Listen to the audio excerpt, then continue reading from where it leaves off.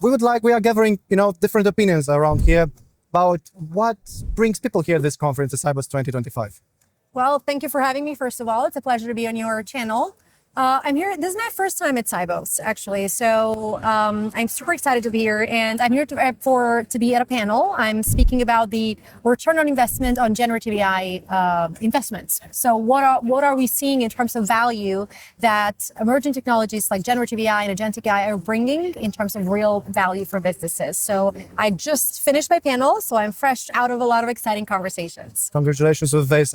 My opinion is that we are missing mostly what we are missing in fintech or in finance industry is more AI implication, more AI usage. What do you think? We need more AI in our day-by-day work life in the finance, or we need maybe something else? What we are missing in finance or in fintech?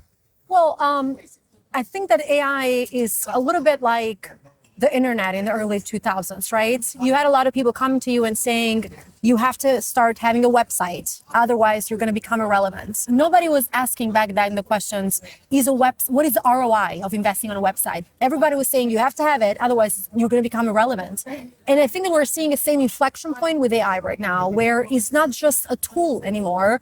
And this is something that I always say to my customers, don't think of artificial intelligence as a tool or as a software, as a piece of technology that you buy to upgrade or to save some money here and there. It's truly a engine that can, transform your operations at a very high level, allowing you as an organization, especially for highly regulated industries, to innovate with trust and responsibly and scale decisions in an accurate way than before. So I think that fintech and financial services should start seeing artificial intelligence as not just as a productivity tool, but as more as a operational transformative power that they have. So that's what I'm seeing. Agentic AI is a great new emerging technology that we're starting to hear about since the beginning of 2025.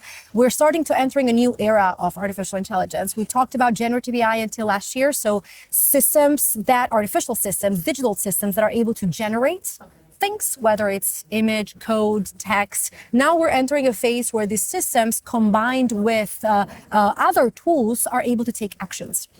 So this applied to a fintech or a financial services industries means that you can have an agent that can detect fraud. You can have an agent that classify documents for, trade surveillance or compliance reviews or, loan approvals. So that opens a whole new space of opportunities for the financial industries, but also opens a new space of questions that we have to ask. How can we trust these agents? How can we make sure that those act in a responsible manner, right? And use the right data to make the right decisions? Because ultimately, every investment that financial services make is all about increasing the quality of the decisions and the time to get to an insight. What do you think in 2026 we'll find responses to which question we'll find in 2026? That is a great question. Well, I don't know. I always get asked, what do you think is going to change in the next 5 years? What do you think is going to change next year? I like to think it this way. What do you think is going to remain the same? And what will remain the same? I think the problems and the challenges that we have with data are all still going to be there, and they're actually going to become bigger. Because now we have new types of data. We have text, we have images, we have videos. We don't have just numbers and tables anymore.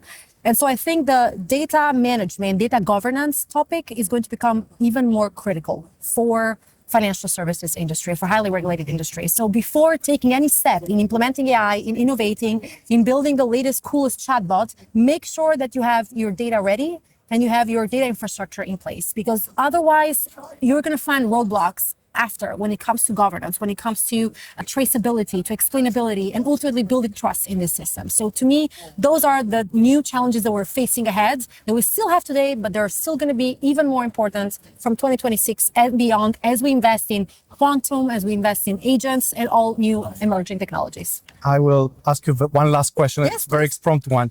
European AI Act. Yes. Will be the financial systems fintech companies in Europe will be prepared in 2026 for arriving of 27? Well, I think that the intention and obviously the desire is there, and the companies are doing all the right things in terms of talking to companies like SaaS or other technology providers that can help them, that have been through this before. It can help them to achieve the next step again, right? When it comes to regulation readiness. So I do think that they are doing all the right steps. The ability to succeed is going to depend again on how much they're going to see this as not as a just another piece to add to the puzzle, but as a medium long-term investment that they have to make. So instead of saying what is the ROI of complying to this or making this change, the question needs to be, are we building the right capabilities that will allow us and will affect how we operate in the next 5 years? It will be, so 2026 will be a year, very important year for moving forwards towards a European AI Act regulations. And it will help us at least to be more prepared for working with a huge amount of data we'll gather. Absolutely. 2026 is a key year of financial services to be ready for the transformation that the EU AI Act is bringing.